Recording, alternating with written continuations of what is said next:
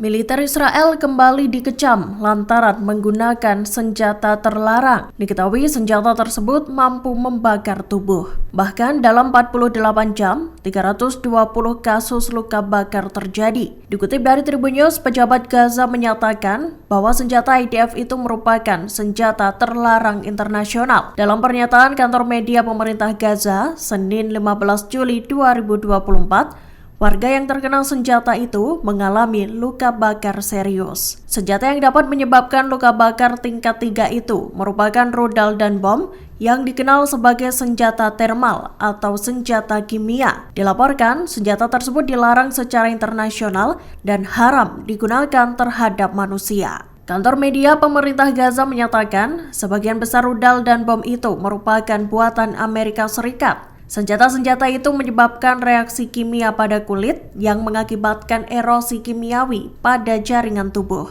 Hal tersebut akan menimbulkan rasa sakit yang parah dan kerusakan fisik.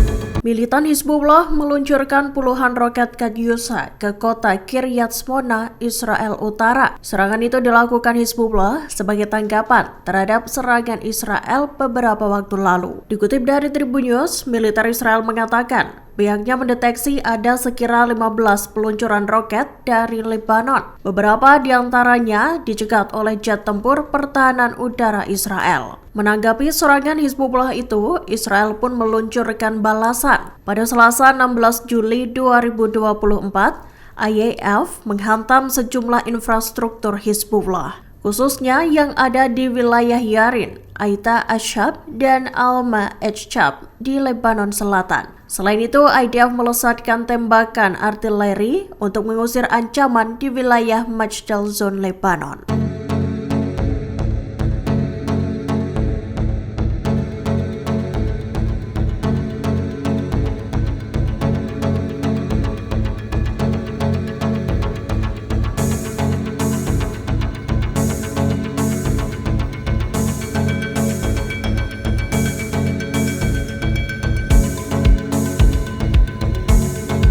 Sayap militer Hamas Brigada Al-Qassam tak henti-hentinya melakukan serangan terhadap pasukan Israel. Mereka kerap kali berhasil menemukan tempat persembunyian tentara Zionis tersebut, seperti sebuah bangunan yang digunakan sebagai markas persembunyian IDF di sebelah timur kota Rafah. Rekaman penyergapan itu dibagikan Al-Qassam lewat saluran Telegram mereka pada Selasa 16 Juli 2024. Dalam kesunyian, pejuang Al-Qassam mengedap-endap untuk menyerang IDF. Dari bawah tanah, seorang pejuang Al-Qassam tampak menenteng senjata ampuhnya. Ia kemudian membidik sebuah tank milik Israel dan menghancurkannya. Tak berhenti di situ, rudal Al-Qassam juga menghantam kendaraan militer Zionis yang lain. Api juga tampak membakar sebuah ruangan di bangunan yang digunakan sebagai markas persembunyian IDF.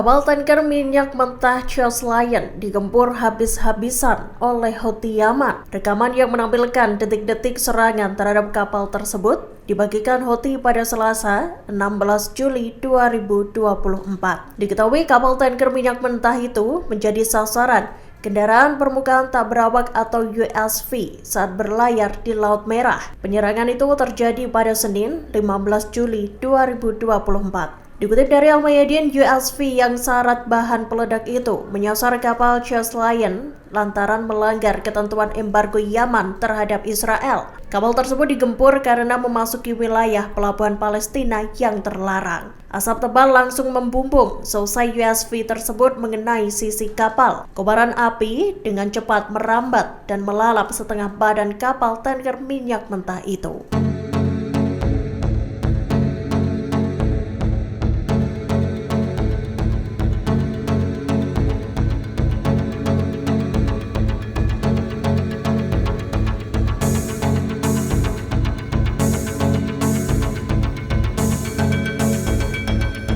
Kelompok Hizbullah mengaku bakal menyerang target-target baru Israel jika pihaknya terus menarget warga sipil Lebanon. Ancaman itu diutarakan oleh pimpinan Hizbullah yakni Hasan Nasrallah pada Rabu 17 Juli 2024. Dikutip dari Al Arabiya, ancaman itu dilayangkan selesai jumlah warga sipil yang terbunuh melonjak dalam beberapa hari terakhir. Diketahui 5 warga sipil Suriah tewas dalam serangan IDF ke Lebanon pada Selasa 16 Juli 2024.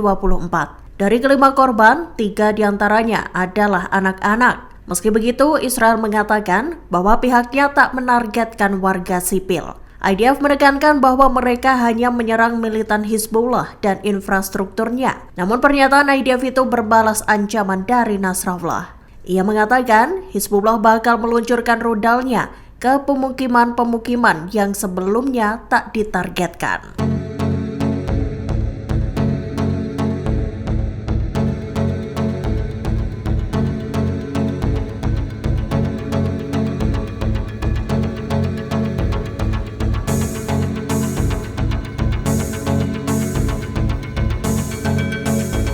Perdana Menteri Israel Benjamin Netanyahu dihujani kritikan pedas dari keluarga para sandera. Hal itu buntut ucapan Netanyahu dalam rapat Kabinet Keamanan pada Selasa 16 Juli 2024. Dilaporkan Netanyahu menepis adanya bahaya yang mengancam para sandera yang ditawan di Gaza. Dikutip dari The Times of Israel, Netanyahu menyatakan bahwa Hamas seharusnya tertekan. Perdana Menteri Israel itu kemudian mengatakan bahwa para sandera memang menderita, namun mereka tak sekarat. Ucapan Netanyahu itu tampaknya melukai hati keluarga para tawanan. Forum Keluarga Sandera lantas meminta Netanyahu untuk segera mengklarifikasi pernyataannya itu. Mereka mengaku pernyataan Netanyahu itu sangat menyakitkan bagi keluarga para sandera. Ucapan Netanyahu itu juga dianggap tak akurat dan sangat tidak bertanggung jawab. Forum Keluarga Sandera menambahkan, saat ini negosiasi juga telah mencapai titik kritis.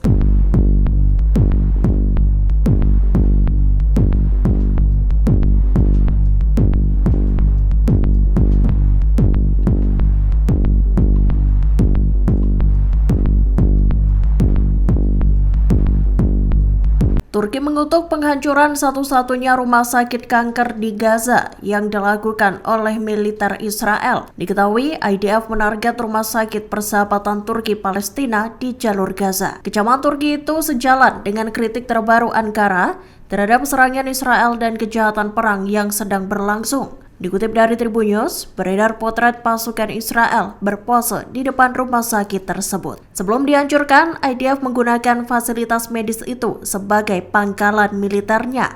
Alhasil, rumah sakit tersebut terpaksa menolak perawatan penting bagi pasien kanker. Kementerian Luar Negeri Turki mengatakan, tindakan IDF itu merupakan pelanggaran terhadap hukum internasional. Lebih lanjut, Ankara mengaku bakal terus berupaya untuk memastikan bahwa IDF akan bertanggung jawab.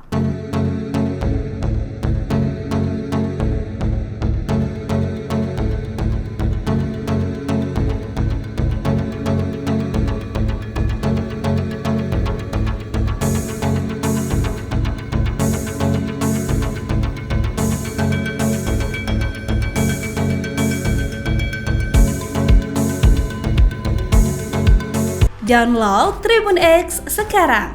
Menghadirkan lokal menjadi Indonesia.